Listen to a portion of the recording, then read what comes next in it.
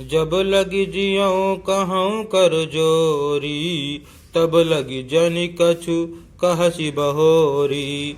फिर पछितये हसी अंत अभागी, मारसी गाय नहारू लागी। अर्थात मैं हाथ जोड़कर कहता हूँ कि जब तक मैं जीता रहूँ तब तक फिर कुछ न कहना, अर्थात मुझसे न बोलना। अरे अभागिनी, फिर तू अंत में पछताएगी जो तू नहारू तांत के लिए गाय को मार रही है। पर उराऊ कही कोटि विधि, काहे करसी निदानु। कपट सयान न कहति कछु, जागति मनहु मसानु। अर्थात राजा करोड़ों प्रकार से बहुत तरह से समझाकर और यह कहकर कि तू क्यों सर्वनाश कर रही है, पृथ्वी पर गिर पड़े, पर कपट करने में चतुर कैकेयी कुछ बोलती नहीं, मानो मौन होकर मसान जगा रही हो, शमशान में बैठकर प्रेत मंत्र सिद्ध कर रही हो। राम राम रट बिकल भुआलू, जनु बिनु पंख बिहंग बेहालू। हृदय मलाव भोरु जनि होई, राम ही जाई कहे जनि कोई।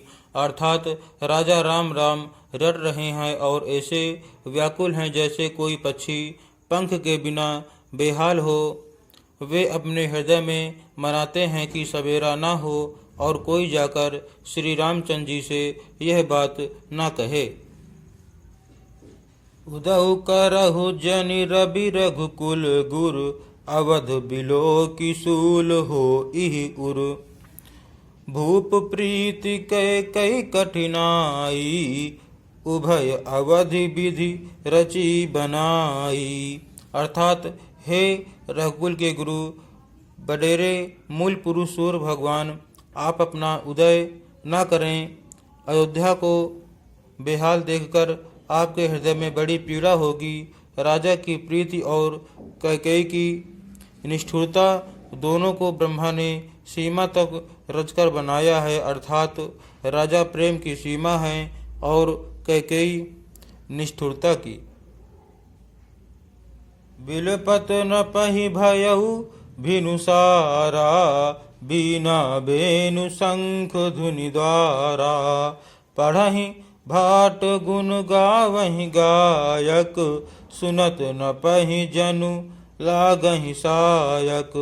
अर्थात विलाप करते करते ही राजा को सवेरा हो गया।